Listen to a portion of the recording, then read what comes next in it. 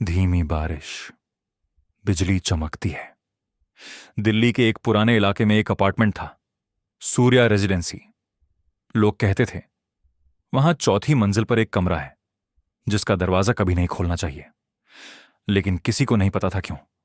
हर रात ठीक 2:13 बजे उस मंजिल से किसी लड़की के रोने की आवाज आती थी, और जो भी उस आवाज के पीछे गया वो कभी वापस नहीं आया। रोहन एक कॉलेज स्टूडेंट सस्ते किराए की तलाश में था। उसे सूर्या रेजिडेंसी में एक फ्लैट मिल गया। बिल्डिंग पुरानी थी, दीवारों पर नमी, टूटे बल्ब और अजीब सन्नाटा। मैनेजर ने चाबी देते हुए कहा, चौथी मंजिल पर मत जाना। रोहन हंस पड़ा। उसे लगा बूढ़ा आदमी बस डराने की कोशिश कर रहा। रात के 2 बजे रोहन की नींद अचानक खुली। कॉरिडोर में किसी के चलने की आवाज जा रही थी। थक थक थक। फिर एक लड़की के रोने की आवाज, धीमी, दर्द भरी। मदद करो। रोहन डरते हुए बाहर निकला। कॉरिडोर खाली था, लेकिन ऊपर चौथी मंजिल से हल्की लाल रोशनी आ रही। रोहन धीरे धीरे चौथी मंजिल पर पहुंचा। पूरा फ्लोर धूल से भरा था, जैसे सालों से कोई वहां नहीं आया। कॉरिडोर के आखिर में एक काला दरवाजा था। दरवाजे पर खून से लिखा था, मत खोलो। लेकिन अंदर से फिर वही आवाज आई, प्लीज मुझे बाहर निकालो।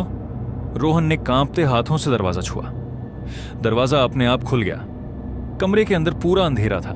सिर्फ एक कुर्सी दिखाई दे रही थी, और उस कुर्सी पर एक लड़की बैठी थी।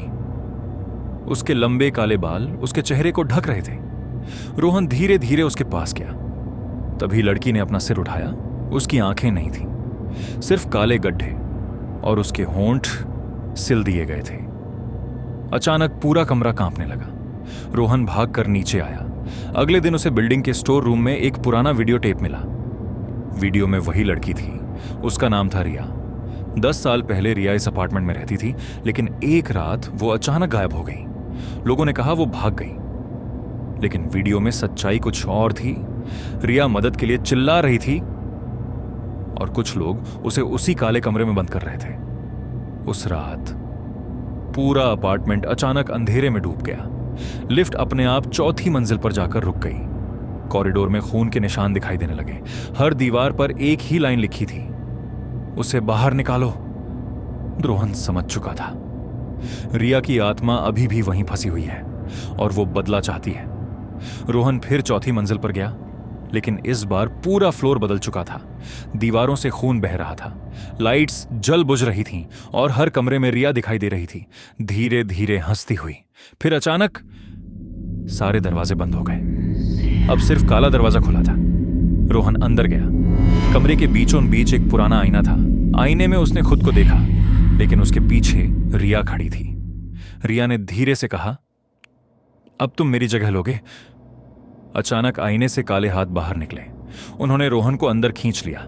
उसकी चीख पूरे अपार्टमेंट में गूंजने लगी। फिर सब शांत हो गया। अगली सुबह अपार्टमेंट फिर खाली था, लेकिन चौथी मंजिल से फिर वही आवाज आई, मदद करो। पूरा स्क्रीन काला। धीरे धीरे किसी के सांस लेने की आवाज सुनाई देती है। रोहन की आंख खुलती है, लेकिन वो अब अपने कमरे में नहीं था। उसके चारों तरफ सिर्फ अंधेरा था और अनगिनत पुराने आईने। हर आईने में उसका अलग चेहरा दिखाई दे रहा था।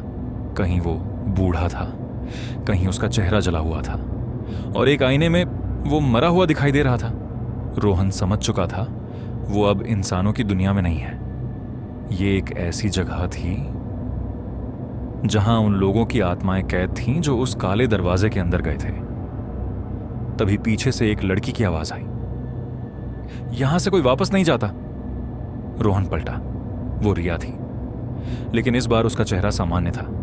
उसकी आंखों में डर था। रिया बोली, उन्होंने मुझे यहां बंद कर दिया, और अब ये जगह हमें कभी जाने नहीं देगी। रिया ने रोहन को सच्चाई बताई। कई साल पहले इस अपार्टमेंट में एक आदमी रहता था। नाम था विक्रम।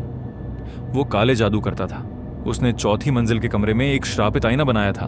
उस आईने के जरिए वो आत्माओं को कैद करता था ताकि हमेशा जिंदा रह सके। लेकिन एक रात उसका खुद का जादू उसी पर भारी पड़ गया और उसकी आत्मा उसी आईने में फंस गई। अब वो नई आत्माओं की तलाश करता है। रिया रोहन को एक टूटे हुए आईने के पास ले गई। उसके पीछे एक लंबा अंधेरा कॉरिडोर था। कॉरिडोर में हजारों फुसफुसाहटें गूंज रही थीं। भाग जाओ, वो आ रहा है, पीछे मत देखना। अचानक कॉरिडोर के आखिर में एक लंबा काला आदमी दिखाई दिया। उसका चेहरा नहीं था, सिर्फ सफेद आंखें, और उसके हाथ जमीन तक लंबे थे। रिया डर कर बोली, विक्रम। विक्रम तेजी से उनकी तरफ आने लगा। पूरा कॉरिडोर कांपने लगा, आईने टूटने लगे। हर टूटे आईने से हाथ बाहर निकल रहे थे। रोहन और रिया भागने लगे, लेकिन जहां भी वो जाते विक्रम पहले से वहां मौजूद होता। उसकी आवाज हर तरफ गूंज रही थी, अब तुम कभी बाहर नहीं जाओगे। भागते भागते दोनों एक पुराने कमरे में पहुंचे। कमरे के बीच में वही असली काला आईना था। रिया बोली, अगर ये आईना टूट गया तो श्राप खत्म हो जाएगा। लेकिन तभी विक्रम उनके पीछे आ गया।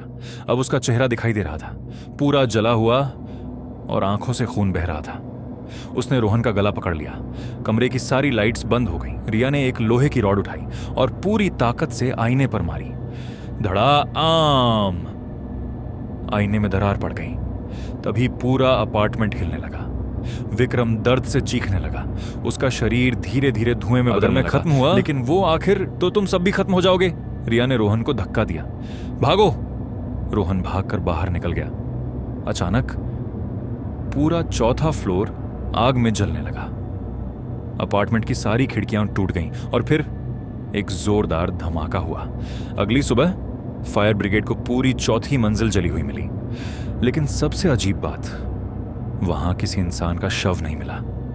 सिर्फ एक टूटा हुआ काला आईना पड़ा था और उसके अंदर रोहन का चेहरा दिखाई दे रहा था।